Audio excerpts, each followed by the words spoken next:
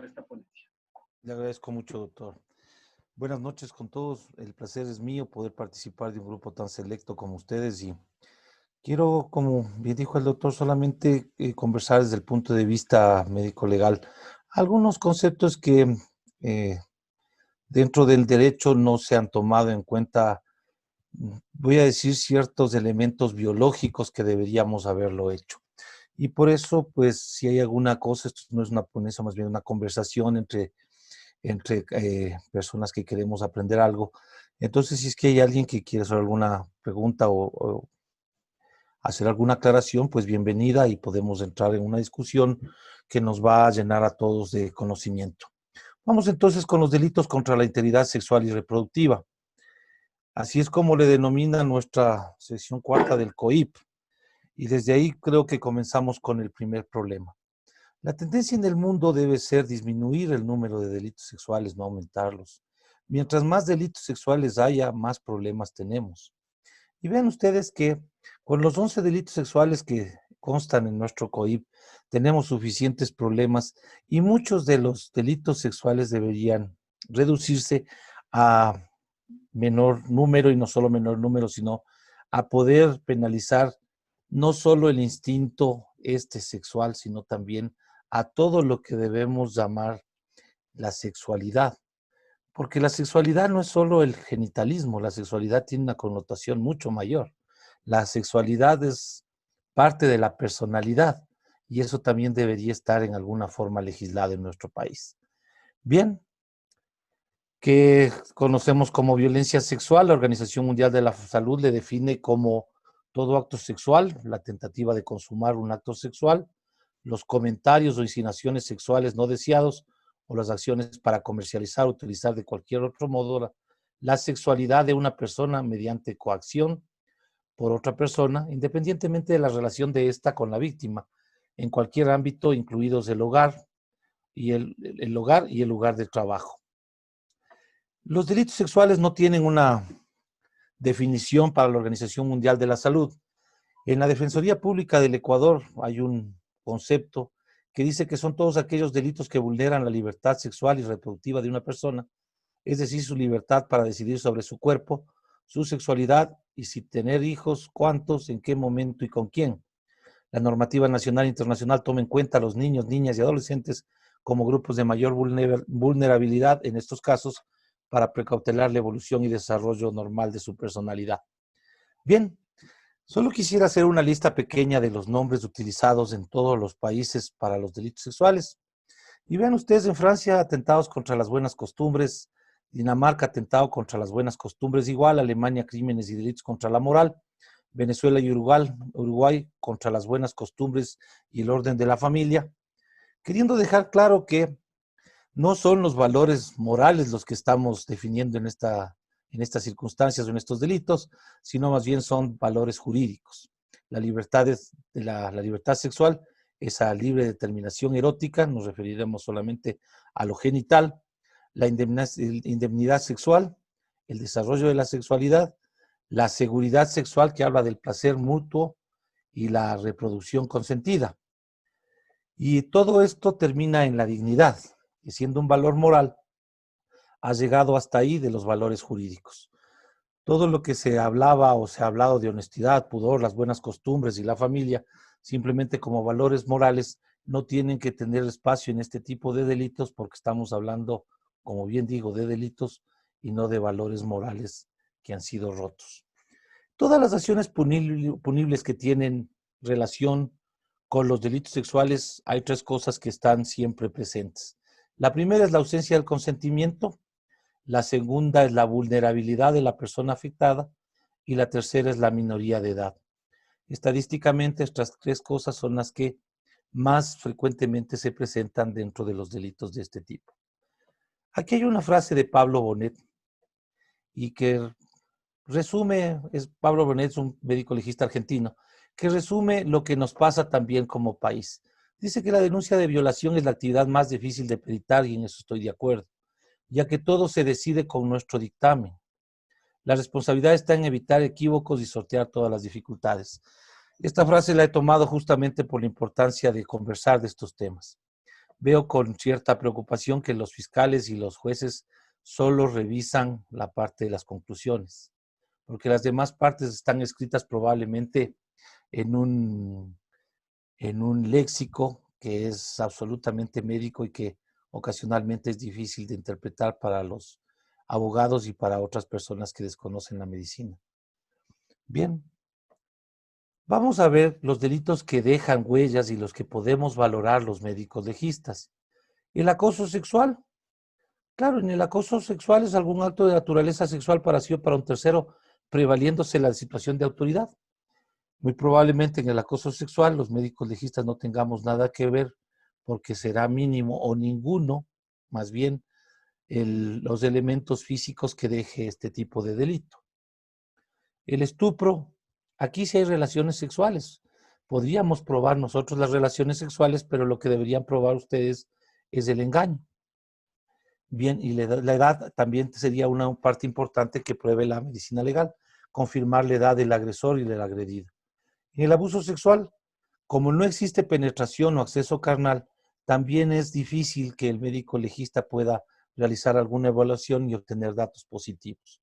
En la violación, en ese sí, en este delito sí, porque hay acceso carnal, es introducción total o parcial del miembro viril. Y aquí hay que hacer algunas cosas. Dice acceso carnal, ¿qué es acceder? Acceder es entrar. ¿Por dónde se puede entrar? Por una puerta. ¿Cuál será la puerta de la vagina? Si ustedes, o si seguimos creyendo que la puerta de la vagina es el himen, cuando hay un coito ante portas, es decir, cuando el pene roza las vertientes de los labios mayores, está también entrando a una cavidad, porque ese es el vestíbulo vaginal. Y si hablamos de cavidad, el vestíbulo vaginal es una cavidad, tiene paredes y es un espacio.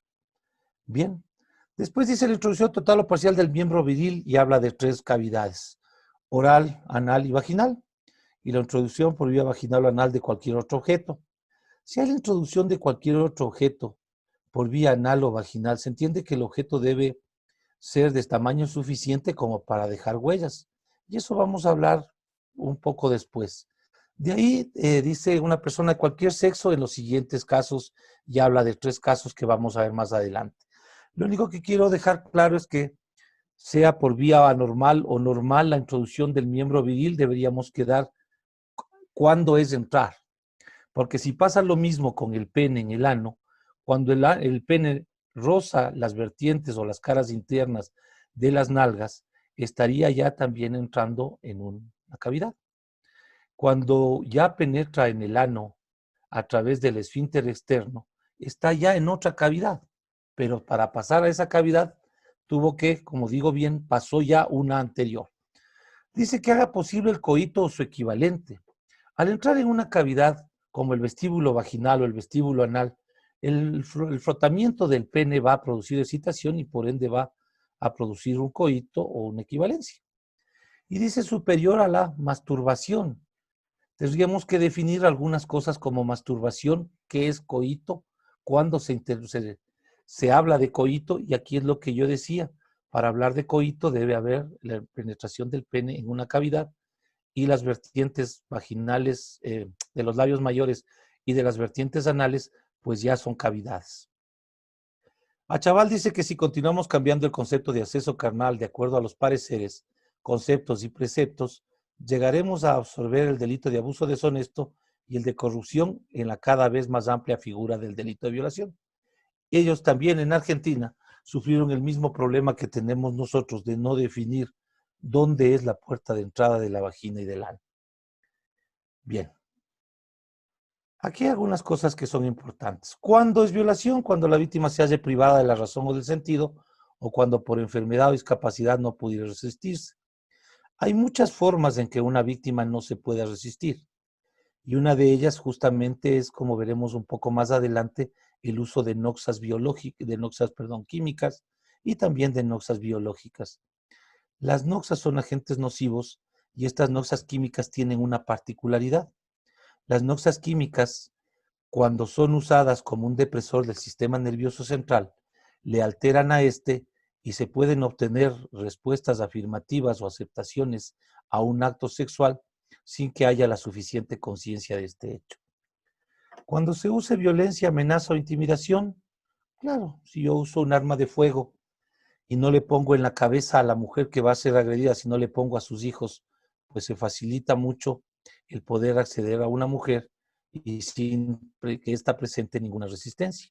Y cuando la víctima sea menor de 14 años, entendiéndose que las víctimas menores de 14 años están tanto física como psicológicamente, están inmaduras y por eso es que la decisión puede ser equivocada.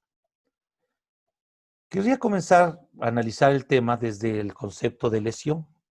Siempre hemos pensado que la lesión es un daño o una alteración solo de lo físico y eso no es cierto.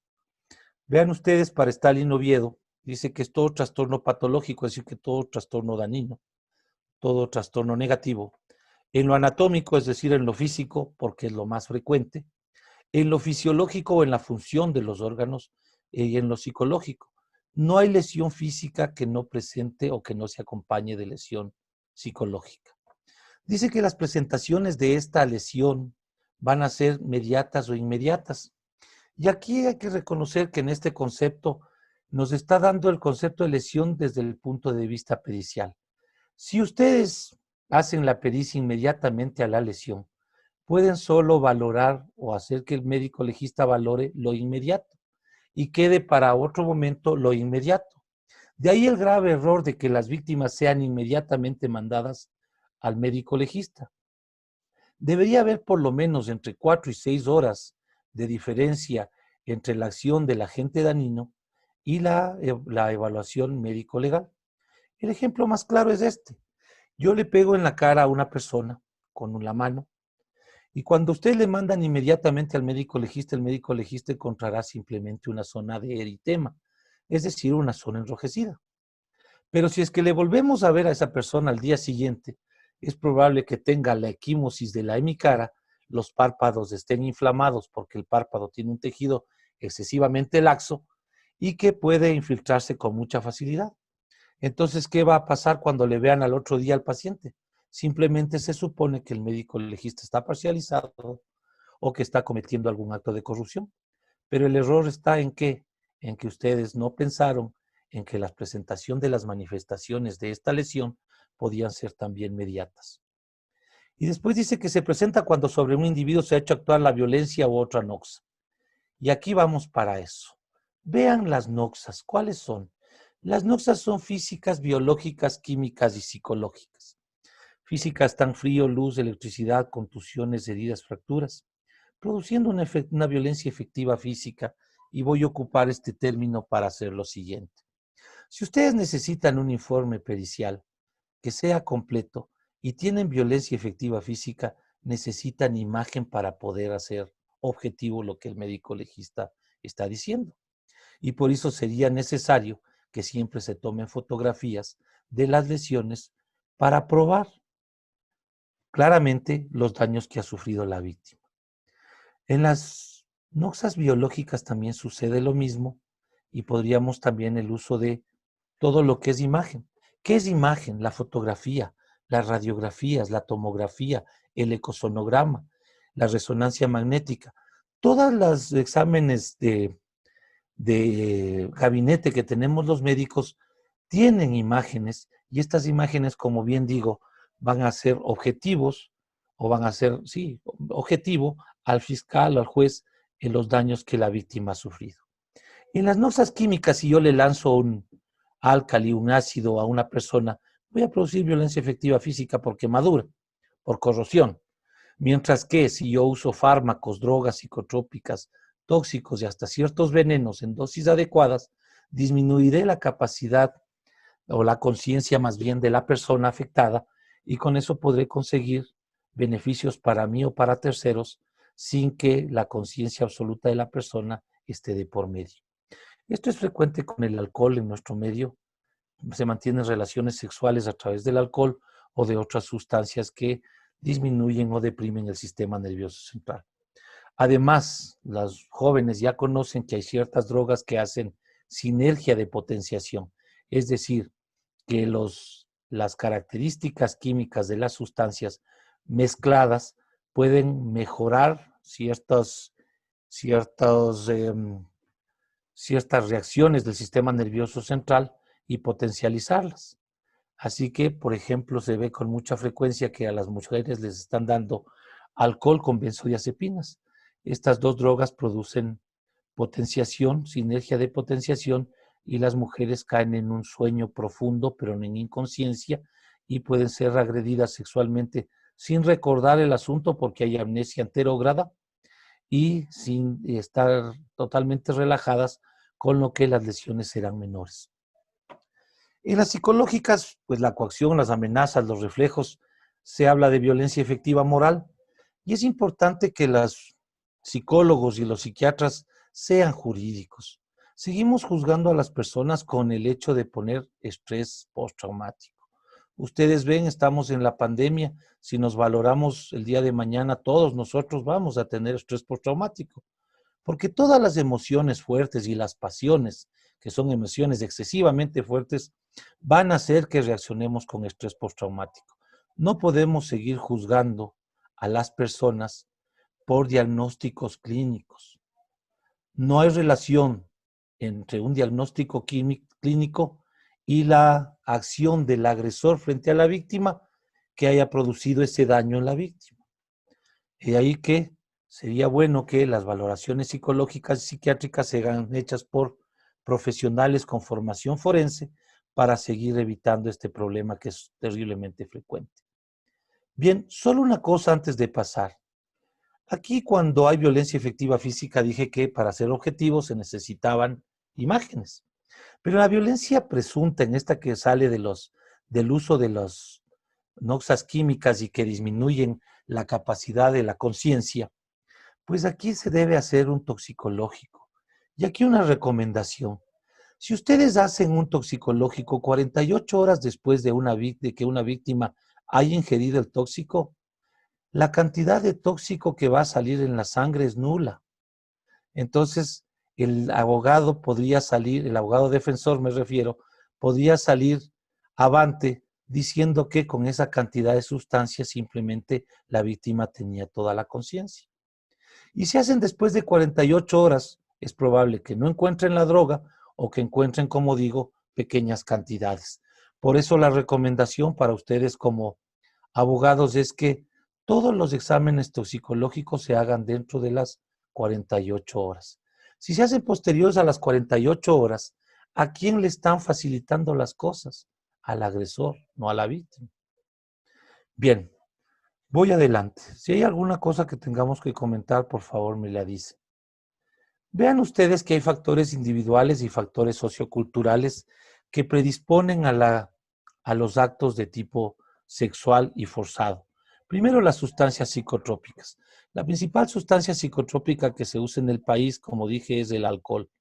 Pero cuando al alcohol se le suman benzodiazepinas, la cosa se pone todavía mucho más fuerte, más asegura la acción, el accionar del agresor sin respuesta de la víctima. Una cosa más, aquí siempre se habla de la burundanga y son sustancias que salidas del floripondio no son como les estamos pintando. Se ha hecho un estudio muy grande en Colombia sobre esta sustancia y se ha visto que no existe sustancia que quite la voluntad sin quitar la conciencia. Sería genial para la medicina actual tener una sustancia que quite la voluntad y no quite la conciencia, pues podríamos operarle del cerebro, del corazón a una persona y cada rato que estemos cortando el corazón preguntarle, ¿se siente bien? ¿Le duele algo? ¿Le molesta algo? Y esa sustancia no existe. Bien, el coeficiente intelectual, este sí es un problema serio y es un problema serio que les compete a los abogados solucionar. Sabemos que el coeficiente intelectual aumenta entre 35 y 40% de posibilidades de un acto sexual violento. Habría que ver si a todas las personas con un coeficiente intelectual reducido, es decir, menos del 50%, se les debería hacer alguna cirugía o alguna forma de evitar los embarazos no deseados.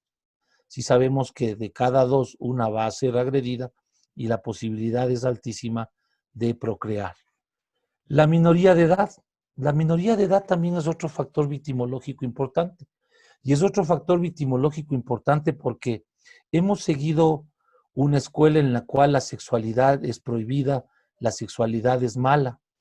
Tendríamos que entender que los seres humanos estamos en el planeta por la sexualidad y la sexualidad es un instinto. El instinto es esa manifestación que traemos todos dentro y que nos ayuda a mantener la especie sobre la faz de la Tierra. Si es un instinto, lo que tenemos que hacer es educar al instinto para que éste pueda ser no controlado porque no va a ser posible, pero que sí se pueda educar para que no haya tanto delito como lo está viendo ahora. El sexo femenino, claro, el sexo femenino va a ser, van a ser las víctimas preferidas. La primera cosa es porque tienen menor capacidad de defensa y la segunda cosa es porque socialmente hemos hecho de las mujeres un elemento comercial. Me explico. Para vender un alfiler o para vender una volqueta, ponemos una mujer semidesnuda, lo que engancha a los clientes. Los seres humanos hacemos asociación de las cosas y pensamos que no solo se vende la volqueta o la aguja, sino que parte de la venta o parte de la compra va a ser una mujer. Las alteraciones psiquiátricas también son importantes. Muchas de las alteraciones psiquiátricas van acompañadas de aumento en la libido, es decir, aumento en el apetito sexual.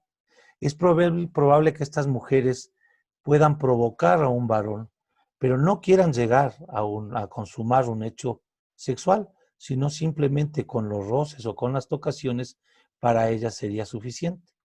Al hombre que no le dejen penetrar como fin último de su relación, lo que va a causar es que esta mujer sea atacada. Por eso es que a las personas que tienen alteraciones psiquiátricas deberían también tener tratamientos absolutamente positivos, absolutamente, o más bien, a tener personas con esas patologías que estén controladas para evitar este tipo de delincuencia, de delitos. Entre los factores socioculturales está el aislamiento y los mitos. Mucho hablamos de que el sexo es un tabú, que los guaguas no pueden saber cómo nacen los niños porque van a tener traumas o problemas psicológicos. Les recuerdo que ustedes como profesores comunitarios, porque esos son los abogados, deberían pedir que la sexualidad se hable con total libertad, porque la mayoría de los que estamos aquí hemos aprendido de la sexualidad no de nuestros padres, sino más bien del contacto con cosas que son bastante denigrantes para los seres humanos, como la pornografía. La otra cosa, la tolerancia a secretos. Hay muchos secretos que siguen perdurando en el tiempo como costumbres. Y yo les cuento que cuando trabajé un tiempo en la provincia de Manabí, en un lugar apartado, el padre decía que mantenía relaciones sexuales con sus hijas en la primera menstruación. Y usando comillas de lo que él me dijo, era que lo que se va a comer el gavilán tenía que comerse él. Así evitaba que cualquiera se lleve la virginidad de sus hijas. El bajo nivel sociocultural se ha visto que mientras más ignorancia hay sobre la sexualidad, mientras más pobreza y más miseria hay varios de los factores de la comunidad que van a favorecer el aparecimiento y el aumento en el número de este tipo de delitos. El machismo, claro, el machismo sí, pero también hay que reconocer que los machistas se hacen porque las mujeres están fomentando el machismo. Y eso habría que terminar evitando todo lo que es esta disminución de la mujer como mujer y esta, diría yo, social defensa hacia los hombres, que no tenemos que hacer nada porque suponen que somos los reyes y las mujeres son nuestras empleadas. La migración en nuestro país, la migración ha causado grandes problemas. Gente con poco control, con harta cantidad de plata y que simplemente han decidido que ya no quieren relaciones sexuales normales, se han cansado de estas y están buscando sensaciones nuevas. Y es probable que eso les lleve a cometer delitos de este tipo. Entre los factores victimológicos de la comunidad está la violencia imperante. Siempre que han habido gobiernos muy represivos, pues el número de delitos sexuales ha ido creciendo en el mundo entero. Cuando hay mayor tensión social, los delitos sexuales han crecido y cuando el control social disminuye, pues estos delitos sexuales crecen aún más en número. Bien, hay algunos otros factores victimológicos que habría que revisarlos y que lo vamos a hacer en este momento. Vean ustedes que entre victimarios están los familiares, los conocidos y los desconocidos. Sumemos familiares y conocidos y tenemos el 95% de delincuentes sexuales. Y el 5% restantes son desconocidos.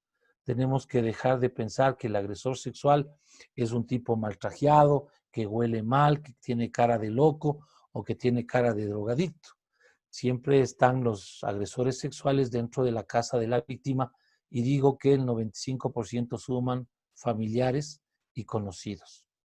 La mayor frecuencia está en las clases sociales bajas, como dije ya, ciudades grandes, educación escasa y edades extremas. Lastimosamente las edades extremas, menor defensa y en el caso de los niños por el desconocimiento de que están siendo agredidos.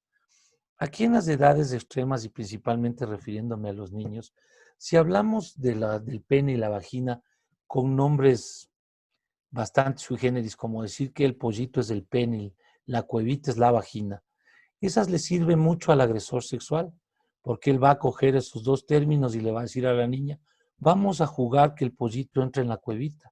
Y la niña se va a demorar mucho más tiempo en darse cuenta de que está siendo agredida sexualmente.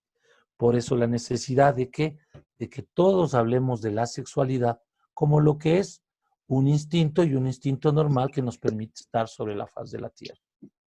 Bien, aquí algunas estadísticas para lo que voy a comenzar a hablar. Estas estadísticas están casi igualitas a las estadísticas del Perú. Vean que el grupo más vulnerable está entre 3 y 17 años, con casi la mitad de las mujeres que son agredidas en esa edad.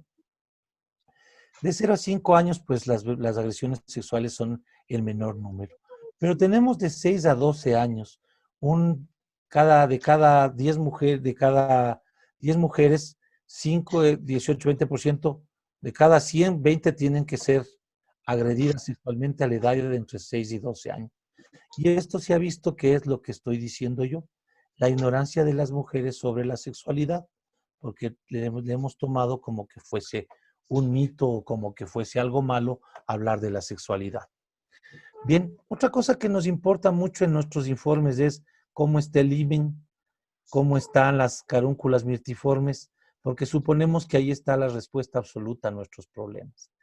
Les voy a contar que después de un estudio hecho en este país, los hímenes dilatables están casi cerca al 45%.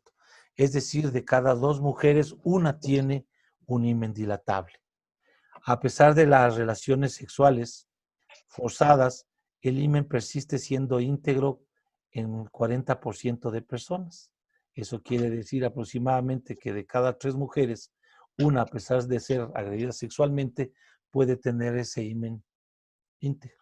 De ahí que seguir hablando solo del himen para reconocer violación, pues es un grave error. Las carúnculas multiformes no son sino las porciones o los pedazos de himen que quedan después de que por ese canal, el canal vaginal, ha salido la cabeza de un niño. Como sale la cabeza de un niño, el himen se rompe en múltiples fragmentos y quedan esos fragmentos pegados a la pared de la vagina. Se entiende que las vías de la mujer serán más amplias. Pero vean ustedes que a pesar de que ha habido violencia y gran violencia sexual, apenas entre el 10 y el 15% de casos, habiendo vías amplias, se han encontrado lesiones. Entonces, como les dije hace un momento, seguir buscando solo lesiones en la genital es un error porque estadísticamente podemos encontrar que de cada 2 mujeres, una podrá presentar lesiones y la otra no, a pesar de que ambas hayan sufrido una agresión sexual. Bien, ¿por qué no se denuncia? Y esto es un problema también terrible para no los médicos legistas, sino para la justicia. La primera cosa es la vergüenza. Tenemos que comenzar a hablar de revictimización. Si seguimos pensando que la revictimización es un problema serio, busquemos también por qué las víctimas terminan revictimizadas y es porque la respuesta del Estado es negativa. Una víctima que no tiene una un resarcimiento de sus daños a través de una sanción penal al delincuente, queda mucho más revictimizada que cualquier otra persona. Vean ustedes, cuando se habla en el Código de la Niñez y la Adolescencia de que cualquier certificado médico de cualquier médico puede servir como prueba o elemento de prueba para estos juicios, les voy a recordar que si para un médico legista con experiencia y con algo de sapiencia es extremadamente difícil conseguir estos elementos, estas evidencias, no se diga para cualquier médico. Este artículo lo único que ha conseguido es ayudarle a los victimarios y no a las víctimas. Las trabas administrativas es la desconfianza en la administración de justicia. La mayoría de personas dicen más lo que me demoro y no saco nada. La falta de recursos para seguir el juicio. A pesar de que la justicia en el país es gratuita, siempre estos juicios demoran y necesitan gran cantidad de impulso económico para que se muevan. El tiempo de duración del proceso, esto es algo que también es extremadamente revictimizante y habría que trabajar en lo psicológico para que la víctima y la familia se adhieran a estos tiempos y también se adhieran a seguir el trámite hasta el final. La ineficiencia de los servidores de justicia, casi siempre hay maltrato. La primera forma de maltrato de todos los que somos servidores de justicia es la siguiente. Cuando le vemos a la víctima siempre juzgamos lo que ha hecho. ¿Por qué llega con ese vestido? ¿Por qué ha tomado alcohol? ¿Por qué estaba en esa esquina? ¿Por qué estaba con esos muchachos? Cuando las víctimas pueden ser capaces de hacer lo que les plazca en gana sin tener ninguna restricción. La siguiente cosa, la mentalidad sexista y racista que tenemos es otra de las críticas frecuentes en nuestras estadísticas y es justamente porque cuando van mujeres, como les dije, hacemos lo que ya enuncié, que es decirle a la mujer por qué hace tal o cual cosa. Y la racista porque casi siempre a las personas que no están en nuestro color de gusto, pues les tratamos como que fuesen menos o a veces les tratamos muy mal. La ignorancia de las víctimas, la mayoría de veces se suspende el trámite por el qué dirán. ¿Qué van a decir si yo le sigo el juicio a mi pareja? ¿Qué van a decir si yo le sigo el juicio al primo, al hermano, al medio hermano, cosas así? Y el temor a las represalias. Casi siempre el victimario dije que estaba en la casa de la víctima, puede haber revanchas, no quieren problemas familiares y algo que está por aquí bajo esta fotografía de esta pobre niña que estuvo en una emergencia es la dependencia económica de las víctimas. Cuando estuve ahí en Manabí me pasó una cosa bastante interesante entre comillas. Una señora tenía 5 hijos, tenía una pareja y supimos que la niña de 12 años estaba siendo agredida sexualmente por el padrastro, la pareja de esta señora. Pero la señora conocía del hecho. Cuando hablamos con la señora dijo, vean, cuando el señor no estaba, yo no comía sino arroz con plátano y nos acostábamos con agua de panela. Cuando él llegó ya podemos comer, aunque sea 2 o 3 veces a la semana, carne, pescado, cosas así. Entonces, si es que él nos da, ¿por qué no le voy a dar yo a mi hija en pago a los favores que recibo de él? Y me dijo la propia madre. Bien, sigamos adelante. Esto es también argentino, el perdón de la ofendida no extingue la acción penal. Es frecuente que hay un delito de tipo sexual y ¿qué hacemos para solucionar el hecho? Le casamos a la víctima con el victimario. Terrible error ponerle a la víctima en manos de su verdugo. Y si no hacemos eso, simplemente esperamos un gran regalo y con ese gran regalo suponemos que se ha solucionado los problemas. Frecuente forma de arreglar los problemas de este tipo en nuestras generaciones. Para hacer el examen médico legal hay algunas cosas que debemos obtener. Yo sé que esto podría entrar en algún debate y un serio debate es el orden de la autoridad competente. Necesitamos esa orden de la autoridad y yo les voy a contar un caso. Soy coordinador de un posgrado y por eso me enteré del caso. Es un médico rural que estuvo, no es en este tiempo, es hace unos años, era uno de los amigos íntimos del fiscal y del secretario. Siempre el secretario les llamaba y le decía que le den haciendo tal o cual examen. Él hacía el examen y después firmaban la orden y hacían como que todo estaba normal. Un buen día firmó el secretario y el fiscal no firmó.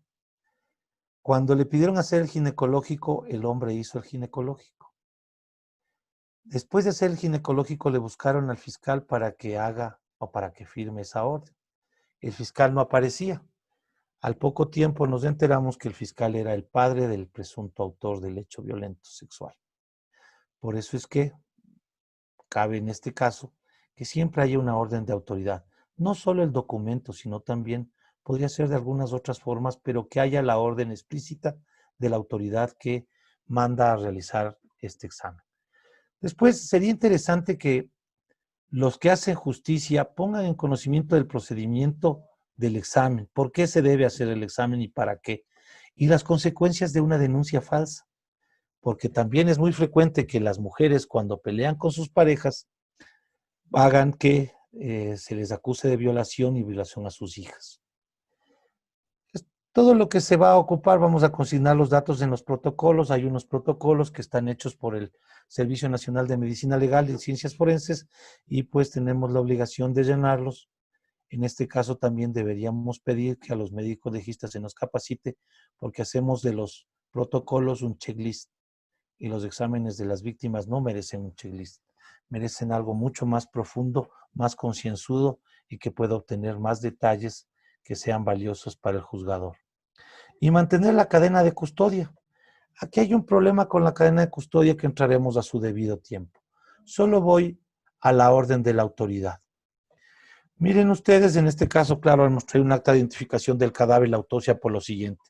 Yo les recomiendo que si es que están trabajando en alguna institución pública o en la fiscalía específicamente, siempre tengan un documento que tenga un papel membretado. El papel membretado pues le da autenticidad al documento. Después, vean ustedes, dice, el fiscal tiene que ordenar algo. Aquí hizo reconocimiento exterior del cadáver y la autopsia. Podría ser el examen ginecológico.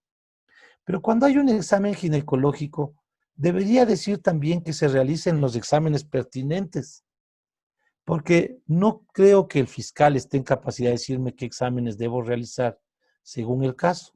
Más bien el perito, al enfrentarse al caso, debe decidir qué exámenes nomás puede hacer para dar con las lesiones y para dar con la posible identidad del agresor. Casi siempre terminan con el doctor y sin llenar los datos.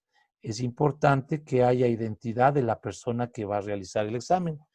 Es frecuente que pongan Marlon Oviedo. Si ustedes revisan Marlon Oviedo en el internet, no ha de haber uno, sino unos 50. Entonces debería decir o identificar adecuadamente al médico que va a hacer el examen.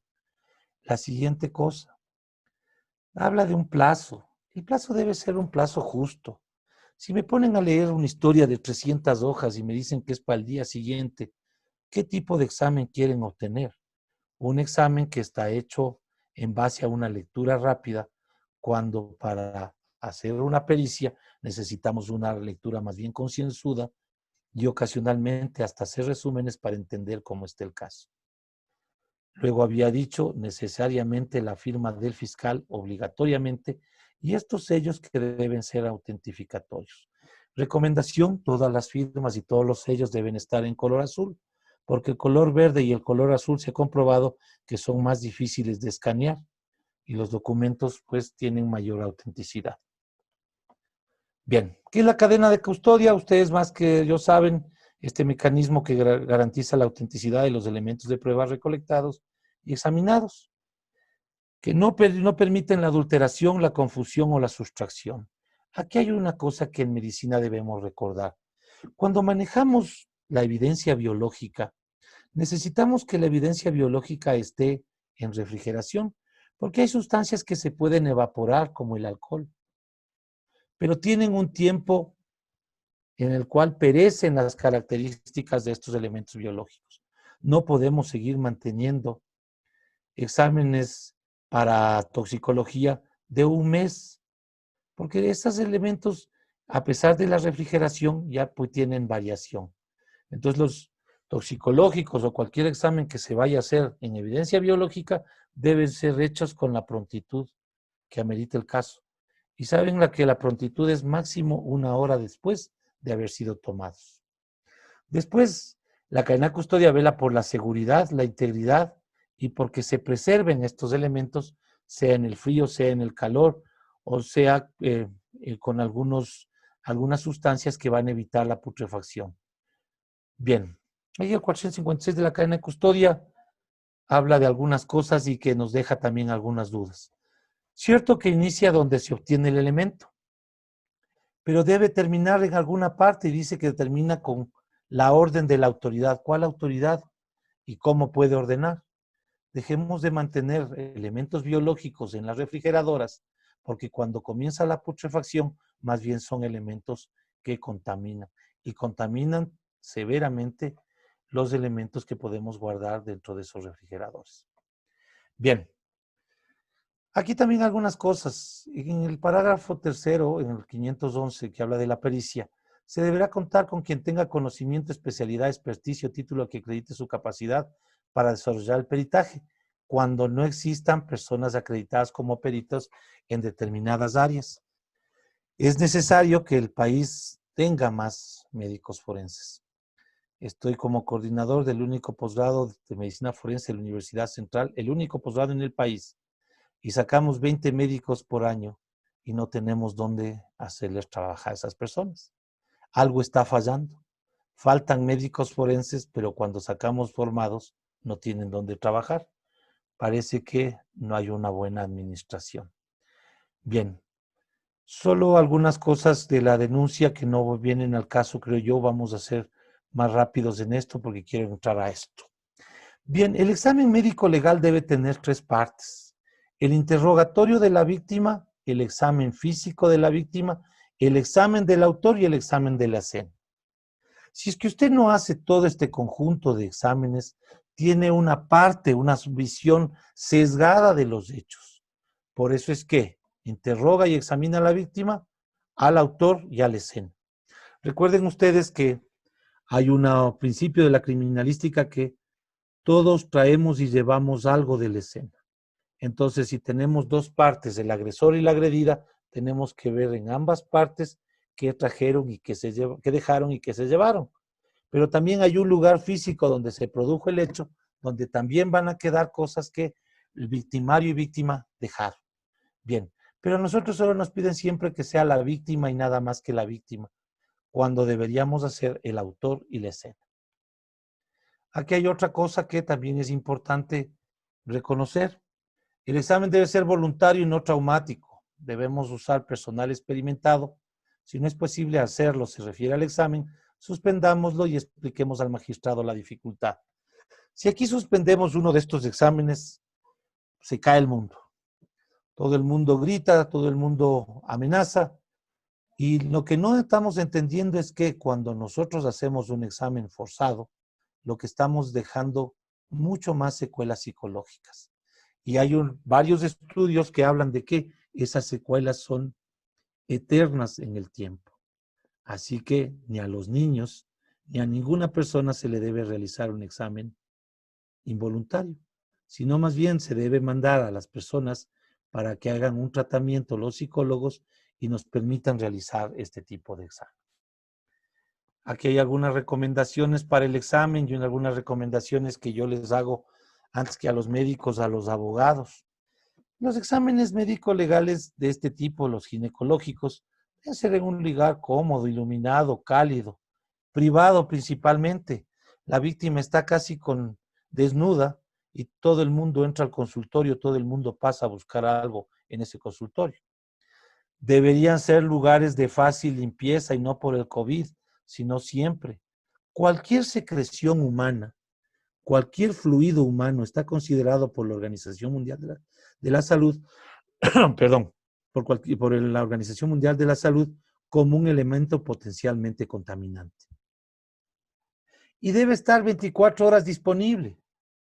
Por eso es que los exámenes médico-legales no se deben hacer, de este tipo por lo menos, no se deben hacer en flagrancia, se deberían hacer en un hospital, Porque primero es la víctima, luego la justicia. Si usted no tiene una víctima tranquila, ahí sí le está revictimizando. Si usted tiene una víctima con dolor o con su vida corre peligro, eso es revictimizar. Aquí, perito siempre acompañado por una persona idónea, como en este caso la enfermera, que será quien vea lo que hace el médico y evitará futuros problemas de tipo legal. Y está en rojo, esto padre o representante legal deben observar el examen. Muchas veces el padrastro o personas cercanas son las agresoras. Y muchas veces las agresoras, solo con quedarle viendo muy fijamente a la víctima, hacen que la víctima cambie la versión.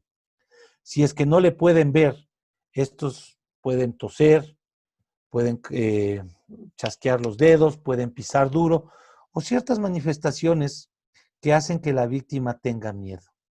Los seres humanos, como cualquier animal, estamos movidos por reflejos condicionados. Si este victimario siempre la amenaza y cada que la amenaza chasquea los dedos o cada que la amenaza le saca los ojos, la víctima pues simplemente cada vez que haga el victimario esto, la víctima se sentirá intimidada. La recomendación es el padre o la madre o el familiar podría estar tras de una puerta oyendo lo que pasa, pero no en contacto directo con la víctima. Bien, y aquí viene lo importante. Siempre la evaluación de la víctima debe ser primero médica antes que médico legal. Primero, establecer las lesiones que necesitan tratamiento médico o quirúrgico urgente. Que una víctima necesite cuidados médicos inmediatos. Garantizar la seguridad y privacidad de la víctima. El manejo de intoxicaciones, y dijimos que en un gran porcentaje los victimarios usaban alcohol u otras drogas. Necesitamos manejar esa intoxicación por la seguridad vital de esta persona. Y el manejo de emergencias médicas como el pánico, como crisis asmáticas, como descompensaciones diabéticas, como crisis hipertensivas, que son frecuentes en las víctimas de agresiones sexuales. Por eso es que en el manual de los médicos legistas se habla de señales de peligro.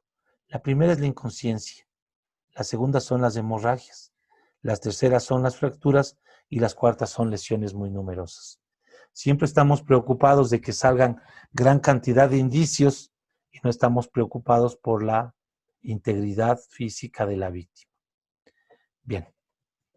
Aquí hay otra cosa que me parece importante también es el acompañamiento, la contención y la pericia deben ser hechas por diferentes personas. El acompañamiento y la contención serán por profesionales asistenciales, por psicólogos o médicos del Ministerio de Salud, que no tienen nada que ver con lo jurídico. Y los profesionales que son peritos, ellos solo se van a dedicar a hacer la pericia. Y aquí va la explicación. Si yo tengo una peritada o un peritado, pero también hago de médico, al hacer la relación médico-paciente ya estoy perdiendo la objetividad. Porque la primera cosa que a usted le enseñan en la Facultad de Medicina es cómo crear empatía con una persona. Y la forma de hacer empatía con una persona es realizar la historia clínica.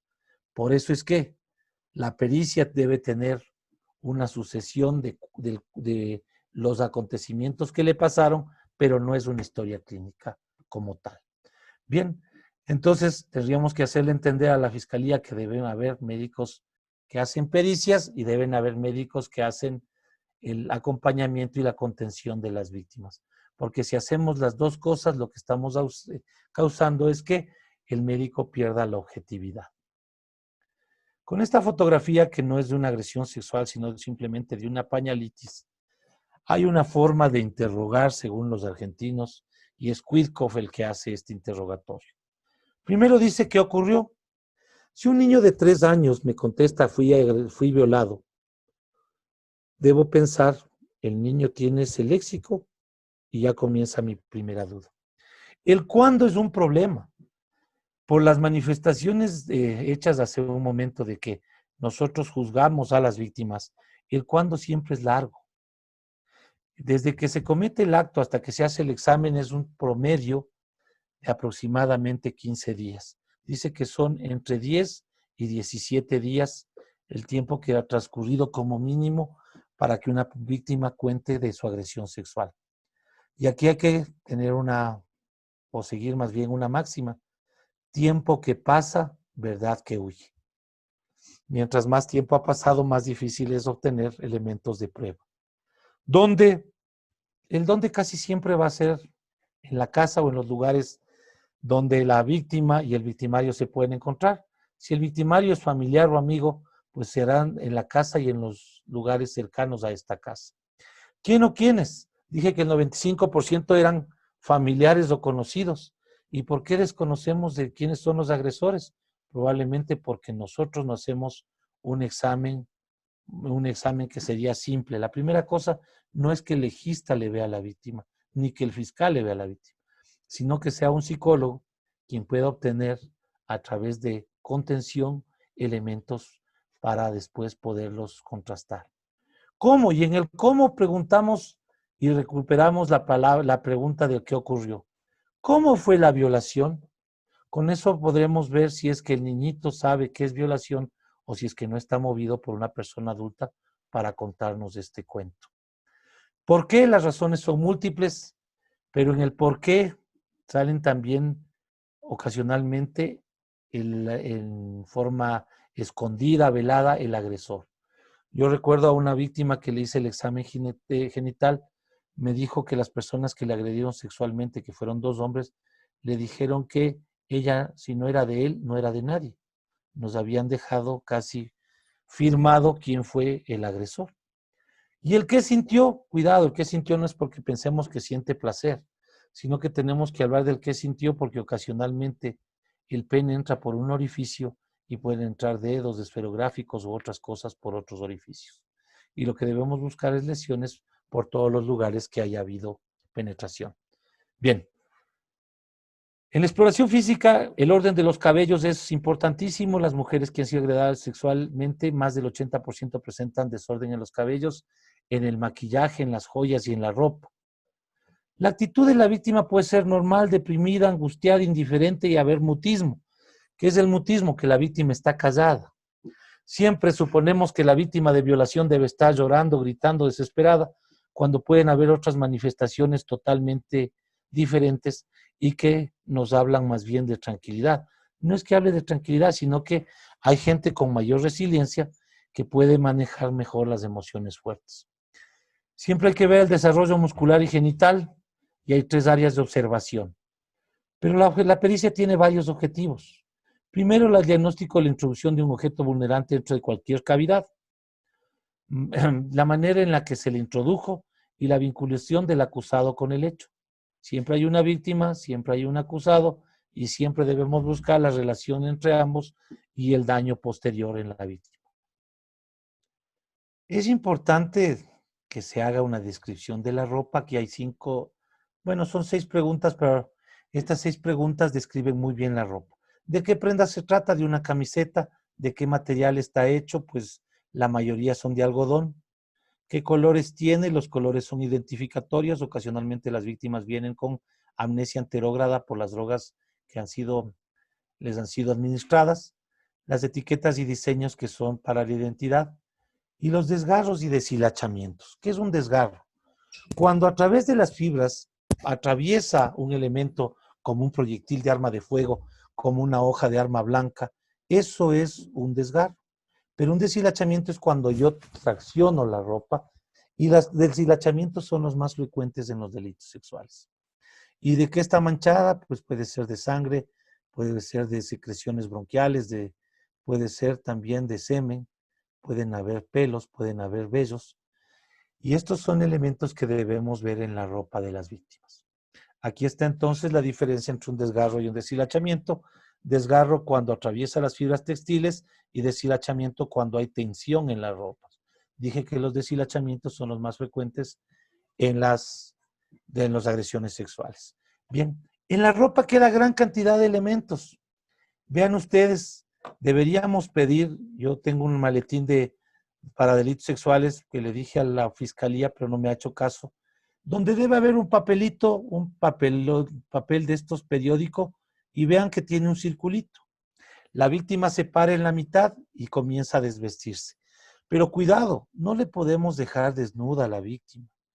Debemos desvestir la mitad superior, vemos todo lo que hay, fotografiamos lo que hay y de ahí vestimos lo de arriba y sacamos lo de abajo. Vean que en la ropa hay cosas muy llamativas. Esta víctima tiene en la chompa arena. Esta víctima fue agredida sexualmente en la arena de una construcción. Claro, sería ilógico pensar que una relación va a ser placentera si es que vamos donde están todos los excrementos de los animales, ¿no? En la arena de una construcción. Vean, esta víctima tiene zafado los elementos de tracción del brasier y también de sujeción. Entonces, en esta es notorio que no hubo consentimiento, por eso se rompieron las prendas estas de sujeción. Y en esta falda también es notorio que hubo forcejeo para poderse abrir. Pero aquí hay algunas cosas. Siempre tenemos que escribir todas las prendas con los daños que pueden haber. Y siempre debemos meterles, vean aquí en una funda de papel, pero deben entrar las prendas secas. ¿Y por qué deben entrar secas? Porque cuando están húmedas producen hongos. Y vean, en este calzonario de esta mujer no se pudo hacer ADN porque el ADN se daña, se desintegra, se desnaturaliza con los hongos. Y esto de acá tampoco puede pasar. Esta fue una niña que, al no haber un médico legista, le trajeron desde un lugar que está a 3 horas de Quito para que un médico legista le atienda. Primero es la salud y luego la justicia. A ella deberían haberle ayudado en un hospital, parado el sangrado y haberle hecho llegar a Quito. Lo que les decía, cuando la víctima se para en el papelote al sacarse la ropa, va a dejar caer muchos elementos para saber dónde estuvieron y con quién estuvieron. Este papel se le dobla, se le mete en un sobre y se le manda a un laboratorio de biología. Las recomendaciones están aquí. Nunca se puede ayudar a desvestir. Son víctimas que vienen de forcejeos y no se va a dejar ayudar. Hay que desvestir por partes que ya les dije. Siempre describir las prendas, los desgarros, las manchas. Fotografiar es importante. Secar a la sombra. Yo no sé si ustedes han visto en un hospital, en cualquier hospital del país, que haya un lugar para guardar indicios. Nunca. Y por eso es que la ropa o los indicios simplemente terminan botados en algún lugar. Después, guardar en una funda de papel para evitar que se hagan hongos. Bien, voy terminando porque parece que ya están cansados. Hay 3 áreas de observación. Vean ustedes el área genital. Este círculo se llama el área paragenital o alrededor de los genitales y lo demás es el área extragenital. Vean que en el área extragenital pueden estar las equimosis, las sugilaciones. Sugilaciones son las lesiones provocadas por la boca, donde quedan grabados el filo de los labios y el borde de los dientes. Frecuentemente las sugilaciones están en el cuello.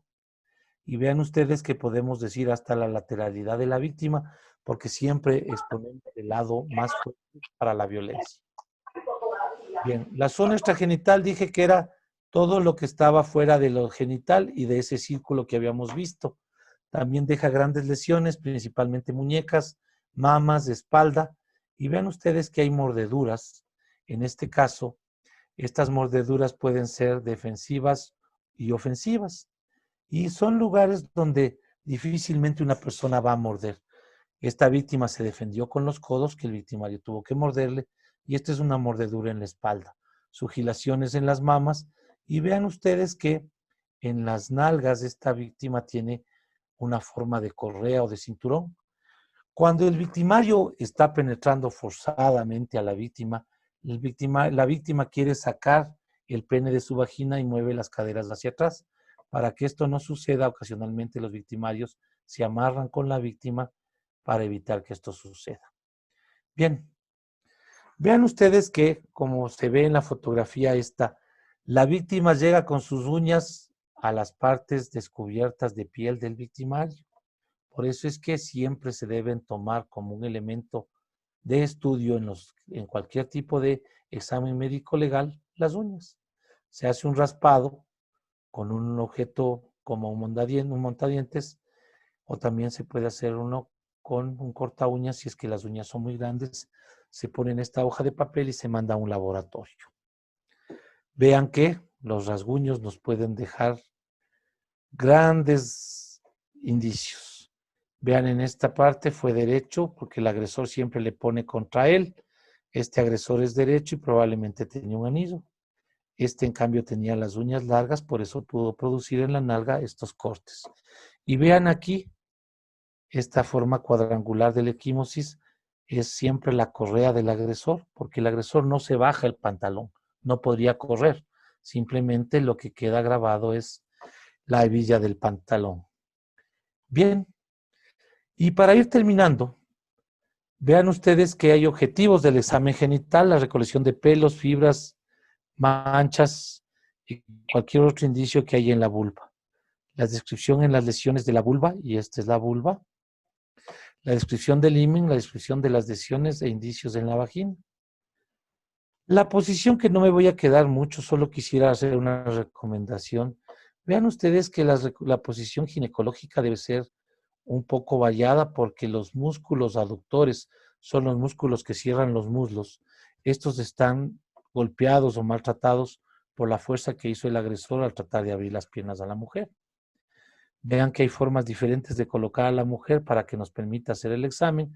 Y la fotografía del medio es una fotografía en la que la madre está acostada, el niñito está acostado sobre ella, y nosotros lo que hacemos es simplemente pedirle a la madre que susurre al oído de este niñito mientras realizamos el examen. Bien, en la zona genital, este es el himen, si le siguen a mi cursor, y vean que tiene un orificio el himen y que está cubriendo todo el orificio vaginal. Aquí está el meato urinario por donde sale la orina. Estos negros son los labios menores y estos rodetes de piel con vellos son los labios mayores. Vean, aquí abajo queda un huequito que se llama la fosa navicular. La mucosa de los labios menores, se une en la parte inferior. El pene no se erecta recto, se erecta siempre con una angulación. Cuando está angulado, ¿qué pasa si está angulado? La mujer, cuando quiere mantener relaciones sexuales, se acomoda en cierta posición para que el pene penetre. Pero cuando no es forzado, ella retira la cadera y el pene golpea en la fosa navicular. Por eso es que las lesiones de la fosa navicular nos pueden estar dando información de que el hecho no fue tan querido. Vean ustedes, claramente se puede ver el himen. Estas son las maniobras de las riendas. Vean aquí una fotografía con transiluminación de un himen. Ven ustedes que es una membrana muy fina. Esta membrana tiene gran vascularidad, pero puede ser muy elástica. Y aquí hay algunas cosas que ver. Fíjense en que hay desgarros como este que está con el número 3, porque está en la posición de las 3 de la tarde o de las 3 en el reloj. Tiene un desgarro completo, es decir, una ruptura total del tejido del himen. Pero aquí abajo, en cambio, tiene una ruptura parcial. Las rupturas parciales es porque el orificio del himen no se ha distendido mucho. Puede ser que entró los dedos o que la diferencia entre vagina y pene no fueron muy grandes. Pero cuando hay estos desgarros completos es simplemente porque el pene tuvo una gran diferencia entre vagina y pene. Cuando el pene está en erección, tiene aproximadamente 2.5 centímetros de diámetro. Y vean ustedes, el orificio menial a los 2 años de edad tiene 4 milímetros. Entre 2 y 5 años, 5 milímetros. Entre 6 y 9, 9 milímetros. Y en los 10 años, 15 milímetros. Por eso es que cuando el adulto penetra a las niñas, produce severas lesiones o severos desgarros. Bien, aquí hay un himen dilatado. Si se fijan ustedes, un orificio grande. Estos hímenes dilatados pueden ser una variación normal, pero cuando estos hímenes tienen infiltraciones, como en este caso, en el caso izquierdo, pues ahí podemos pensar que esta dilatación se debe a las repetidas tocaciones. Y vean este himen dilatable.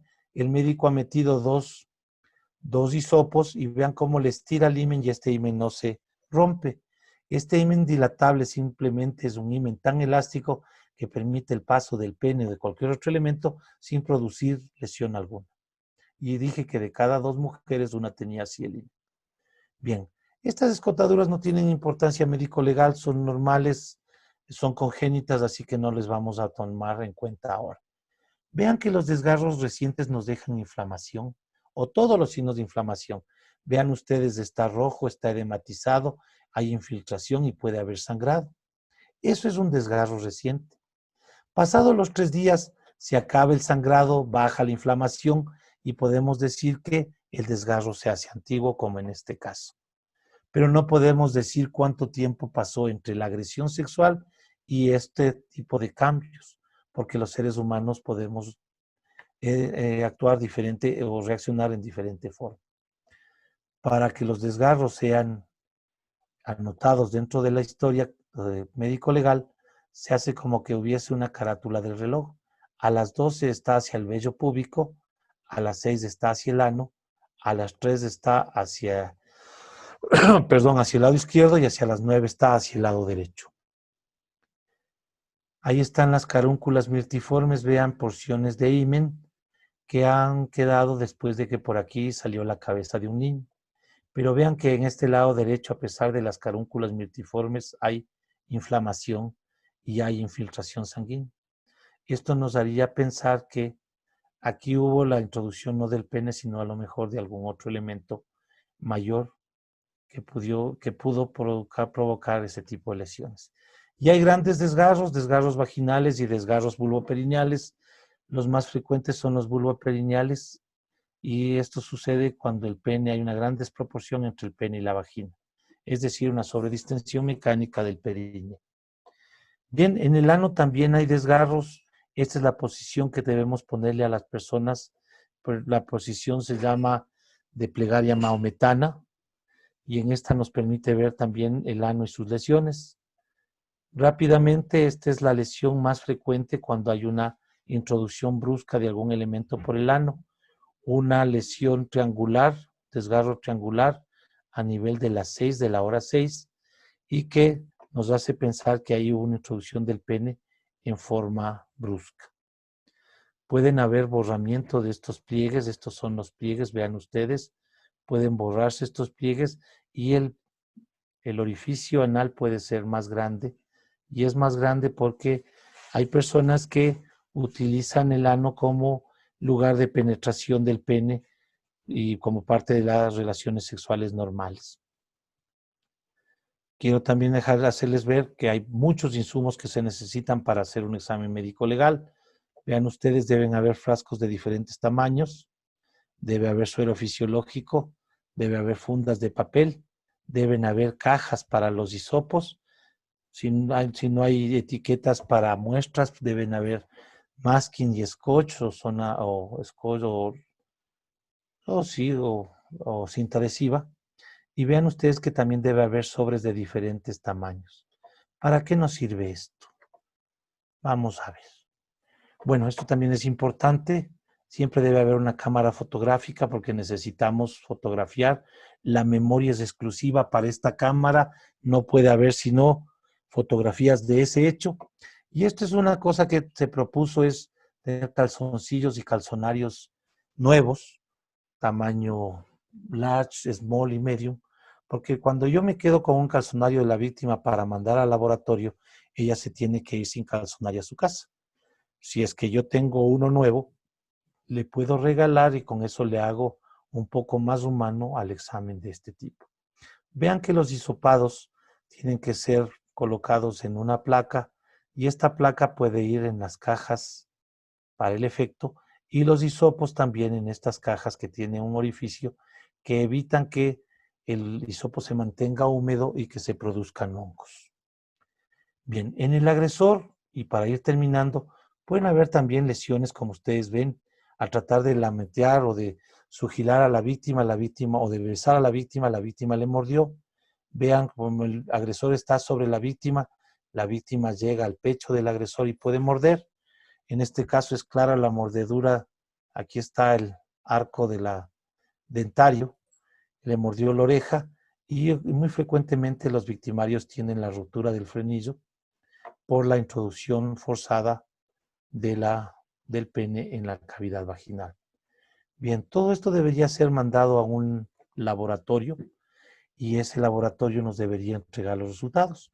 Lastimosamente carecemos todavía de laboratorios adecuados para este tipo de delitos.